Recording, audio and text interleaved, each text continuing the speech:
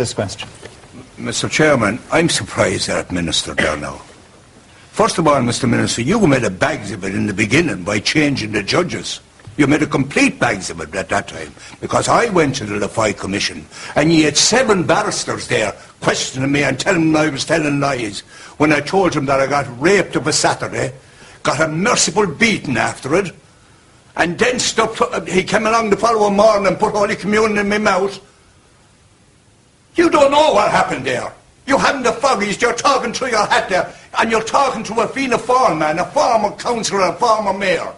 You're talking to that what tooth and nail for the party that you're talking about now. You didn't do it right. You got it wrong. Admit it and apologise for doing that, because you don't know what I feel inside me. You don't know the hurt I am.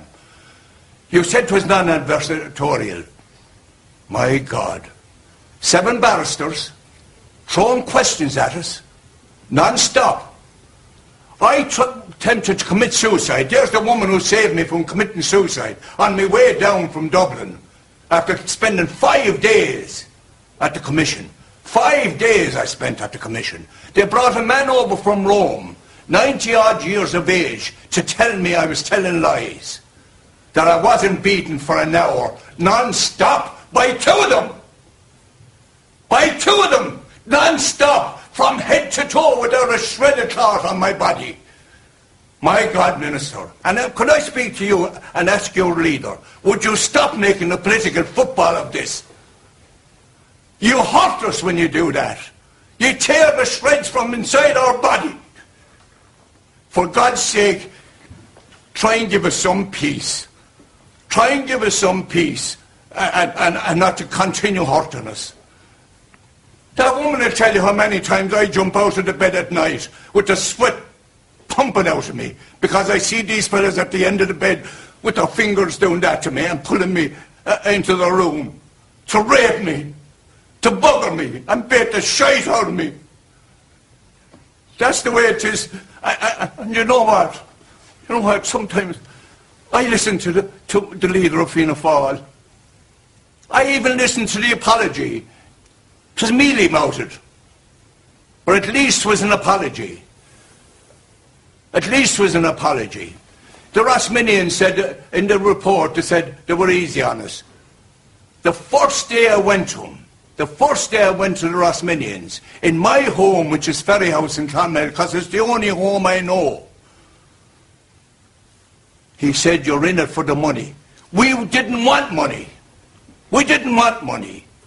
We wanted someone to stand up and say, yes, these fellas were buggered, these people were robbed. Little girls, my sister, a month old when she was put into an institution. 8 of us from the one family, dragged by the ISPCC Cluelity man, put into 2 cars, brought to the court in Clonmel, left standing there without food or anything.